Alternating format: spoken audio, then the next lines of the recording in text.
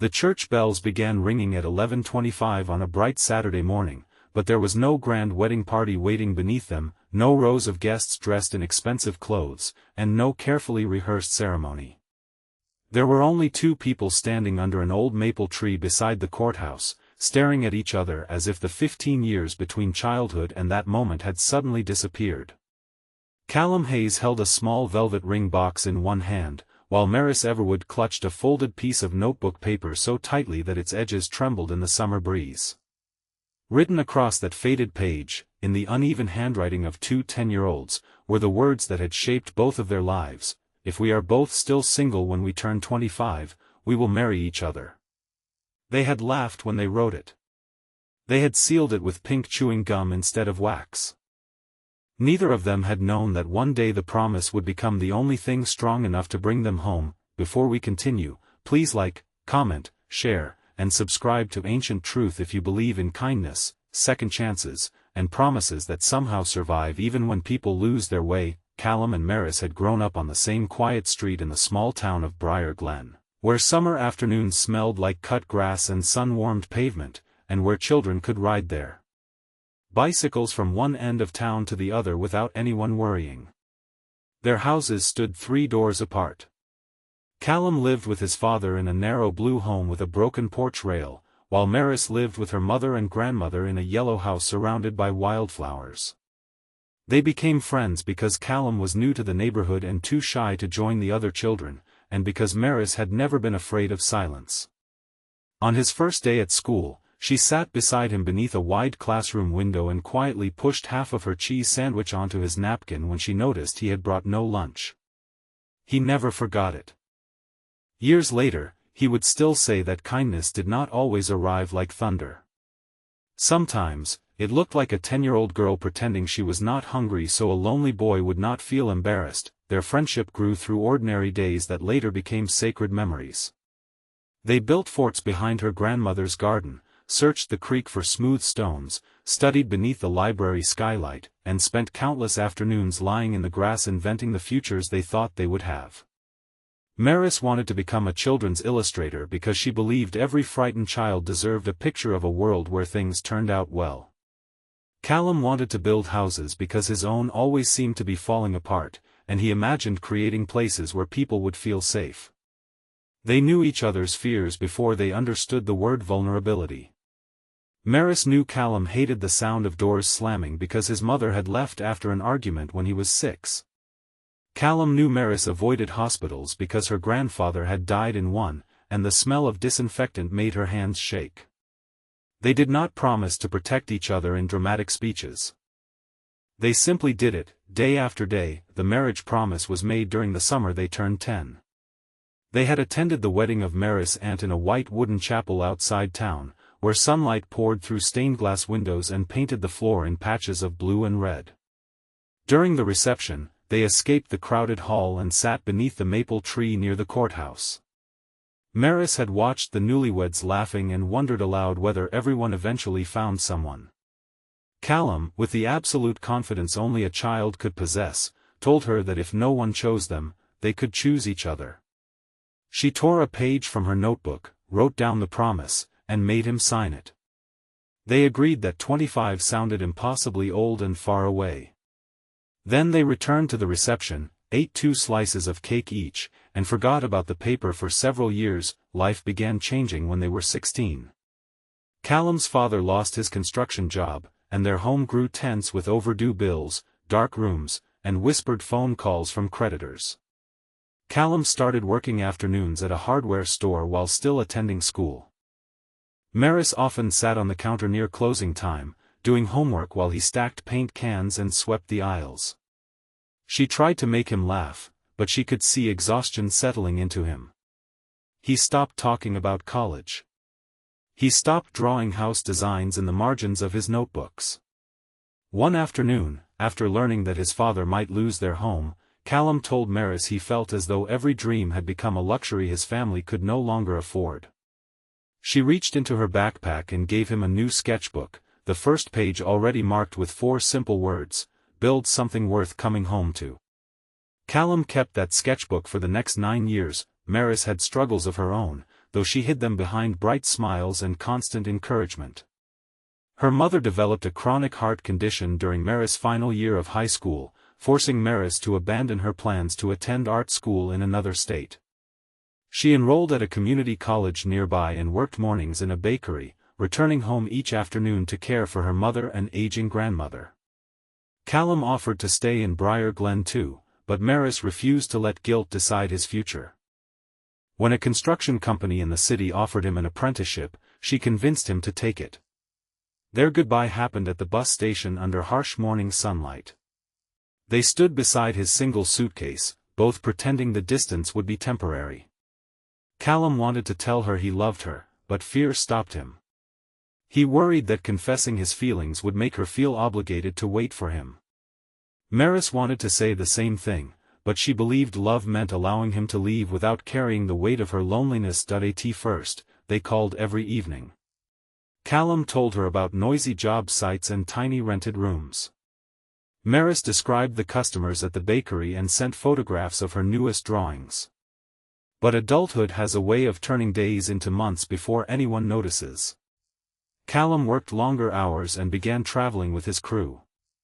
Maris' mother needed more medical appointments, and her grandmother's memory started fading. Their conversations became shorter, then less frequent. Neither blamed the other. That made the distance more painful. There was no argument to repair, no betrayal to forgive, only two people slowly disappearing beneath responsibilities they had never chosen. By 21, Callum was managing renovation projects across the state. He had become dependable, respected, and successful enough to send money home to his father. Yet every apartment he rented felt temporary. He owned polished furniture but no photographs on the walls. He dated occasionally, but each relationship ended with the same quiet realization that he was comparing every laugh, every silence, and every act of kindness to Maris. He told himself this was nostalgia, not love. He told himself childhood friendships were supposed to fade. Still, whenever he saw a wildflower growing beside a construction fence, he thought of the yellow house 3 doors from his own. Maris remained in Briar Glen. Her mother's condition worsened, and her grandmother eventually stopped recognizing her.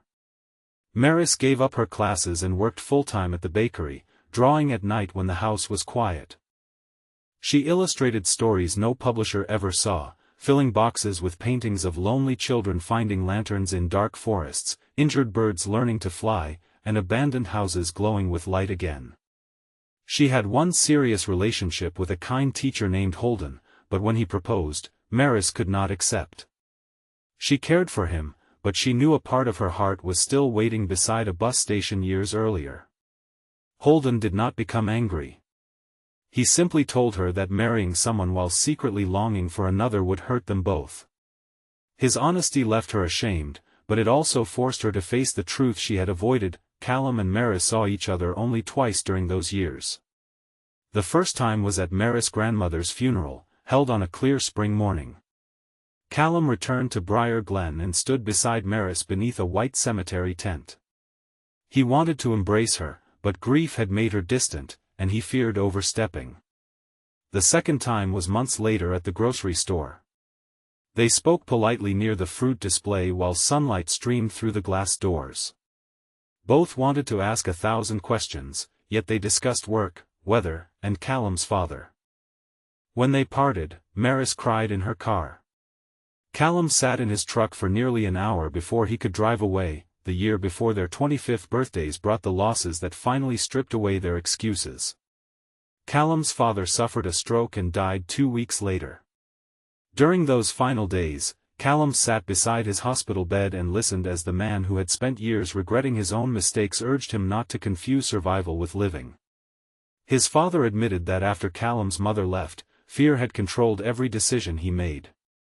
He had worked, worried, and endured, but he had rarely reached for happiness because he expected it to disappear. Those words followed Callum long after the funeral. He returned to his empty city apartment and realized he had built his entire adult life around avoiding the pain of losing people. In doing so, he had kept himself from truly having anyone. Several months later, Maris' mother died quietly at home during a sunny autumn afternoon. Maris held her hand beside the living room window while golden leaves drifted across the yard. Before losing consciousness, her mother told her that devotion was beautiful, but that love should not require a person to vanish inside everyone else's needs. She reminded Maris of the little girl who once wanted to fill books with hope and asked her not to abandon that girl forever. After the funeral, the yellow house became painfully still. Maris walked through rooms filled with medicine bottles, folded blankets, and decades of memories, suddenly unsure who she was without someone depending on her. While clearing the attic, she found the promise that it was tucked inside an old metal lunchbox with school photographs, friendship bracelets, and dried flower petals. The paper had yellowed, and the chewing gum seal had hardened into a pale lump, but the words were still readable. Maris sat on the attic floor beneath a small square window as midday sunlight fell across the page. She laughed once, then covered her mouth and began to cry. Their 25th birthday was only 6 weeks away. She and Callum had been born on the same day, in the same hospital, less than 4 hours apart. They had treated it as proof that they were meant to be friends. Now, the date felt less like a childhood game and more like a door that had somehow remained open. Maris photographed the note but did not send it. For days, she carried her phone from room to room, writing messages and deleting them. She feared Callum might laugh. She feared he might be engaged. She feared he had forgotten. Most of all, she feared that he remembered but no longer wanted the promise. Eventually, she placed the original page in an envelope with no explanation and mailed it to his city address. Callum received it on a bright Wednesday morning at the construction office. He recognized her handwriting before he opened it. When the faded promise slipped onto his desk, the noise of the office seemed to disappear. He read the sentence once, then again, tracing the childish signature with his thumb. On the back, Maris had added only the date of their upcoming birthday and 4 new words. Did we mean it? Callum left work early. He drove 3 hours to Briar Glen beneath a cloudless sky, rehearsing what he would say and rejecting every version. When he reached Maris' house, he found her painting the front porch railing in old jeans and a faded blue shirt, sunlight catching in her hair. For a moment, neither moved. He saw how grief had changed her face, making her seem both stronger and more fragile. She saw the tiredness in his eyes and understood that his success had cost him more than he admitted. Callum held up the promise, and Maris slowly climbed down from the porch. Their first honest conversation in years happened in the front yard while the afternoon stretched around them. They spoke without hiding behind politeness.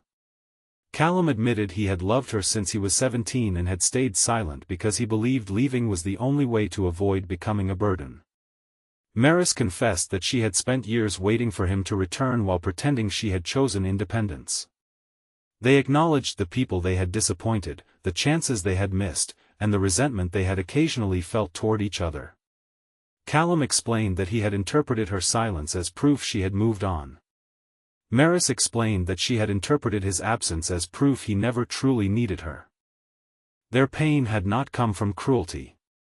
It had come from fear, pride, and 2 young people trying to protect each other without asking what protection actually meant. Maris did not suggest marriage that day. Neither did Callum. They understood that fulfilling the promise simply because it existed would turn something meaningful into an escape from loneliness. Instead, they agreed to spend the remaining weeks before their birthday learning who the other had become. Callum temporarily transferred his work closer to Briar Glen. He helped Maris repair the yellow house, and she helped him sort through his father's belongings. They ate lunch at the old diner, walked beside the creek, and visited the library where they once studied. Their time together was not magically perfect. They disagreed about money, about where to live, and about Callum's tendency to withdraw whenever he felt overwhelmed. Maris struggled to ask for help because caregiving had trained her to ignore her own needs. Yet each disagreement ended differently from the silence that had separated them before. They stayed. They explained. They listened. Callum discovered the boxes of illustrations in Maris' spare room and spent an entire afternoon looking through them. He was stunned by their beauty. The pictures carried years of sorrow, but none of them ended in despair. He encouraged her to submit them to publishers, and when she insisted she was too old to begin again, he reminded her they were only 24. Maris laughed for the first time without grief following immediately behind it. In return, she opened Callum's old sketchbook and found the message she had written at 16. Beneath it were years of house designs, each one featuring broad windows, wildflower gardens, and a reading room filled with light. Without realizing it, he had been designing versions of her home for almost a decade. 3 days before their birthday, Callum received an offer to lead a major project in another city. It was the promotion he had worked toward for years, but accepting would mean leaving Briar Glen again for at least 18 months. He did not tell Maris immediately. The old instinct to handle everything alone returned. When she discovered the offer on his desk, she believed history was repeating itself.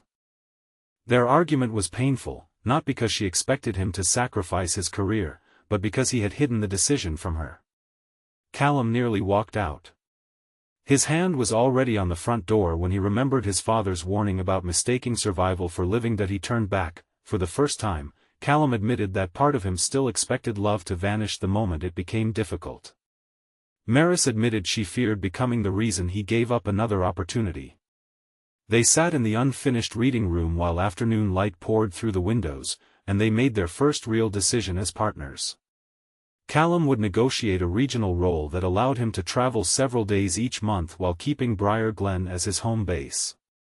Maris would rebuild her illustration career instead of arranging her entire life around his schedule. They would not rescue each other by disappearing. They would stand beside each other while remaining fully themselves. On the morning of their 25th birthday, Maris woke before sunrise, convinced the promise would remain only a beautiful symbol. Callum had not mentioned marriage again. She told herself that was wise, but disappointment pressed heavily against her chest. At 10 o'clock, a package arrived. Inside was a newly bound children's book containing copies of her illustrations and a handwritten dedication from Callum. It said the book belonged to the girl who taught him that every abandoned house could become a home when someone chose to return. Beneath the book was a simple white dress. Maris drove to the courthouse through streets glowing beneath late-morning sunshine. She found Callum beneath the maple tree where they had written the promise 15 years earlier. He wore a charcoal suit and held the faded notebook page in one hand. Their closest friends stood nearby, along with the elderly librarian, the bakery owner, Callum's former hardware store manager, and Holden, who had come not as a wounded memory but as someone genuinely glad Maris had finally found the courage to choose honestly. Callum did not ask her to marry him because they had promised as children. He asked because after 15 years of knowing her, losing her, and finding her again, he understood that love was not a reward waiting at the end of a perfect life. It was the daily courage to remain present when leaving felt easier. Maris accepted not because she feared being alone at 25, but because Callum had finally returned as someone ready to build with her rather than merely dream beside her. They married beneath the midday sun. There were no elaborate decorations, only white wildflowers, a small gathering, and the sound of leaves moving overhead. Maris carried the old promise folded inside her bouquet. Callum wore his father's watch. When they exchanged rings, both were crying too much to speak clearly, but no one cared. The courthouse clerk smiled patiently while the bells began ringing at 11:25. Their life afterward was not untouched by difficulty. Callum traveled for work. Maris faced rejection from several publishers. They argued, apologized, and learned. A year later, one of her books was finally accepted, featuring a lonely boy and a brave girl who built a glowing house at the edge of a forest. Callum later opened a small restoration company in Briar Glen, specializing in neglected homes that other builders considered beyond saving. Together, they restored the yellow house, adding the bright reading room he had drawn so many times. Their promise had not saved them because fate demanded they marry at 25. It saved them because it reminded them of who they had been before fear taught them to hide. The children who wrote those words had believed love could be simple. The adults who fulfilled them learned that love was not simple at all, but it could still be true. If this story touched your heart, please like the video, share it with someone who still believes in second chances, subscribe to Ancient Truth, and tell us whether you believe some promises are meant to find their way back to us, before the story ends. Please comment, real love returns when both hearts are ready. In honor of every person who has ever waited, healed, and found the courage to begin. Again, years later, on their 40th birthday, Callum and Maris sat beneath the same maple tree with their young daughter between them. Maris unfolded the faded promise and showed her the childish signatures. Their daughter asked whether they had always known they would marry. Maris looked at Callum, and he smiled with the quiet gratitude of a man who had nearly let fear decide his entire life. She explained that they had not always known. They had simply been given a chance to choose each other twice, once as children who did not understand love, and once as adults who finally did. The church bells rang across Briar Glen as sunlight covered the courthouse lawn. Callum reached for Maris' hand, their fingers fitting together with the familiarity of a lifetime. The promise had been written by children, forgotten by teenagers, tested by grief, and fulfilled by two people who learned that the right person does not always arrive at the perfect time. Sometimes, they arrive early, wait quietly inside your heart, and return when you are finally brave enough to keep your word.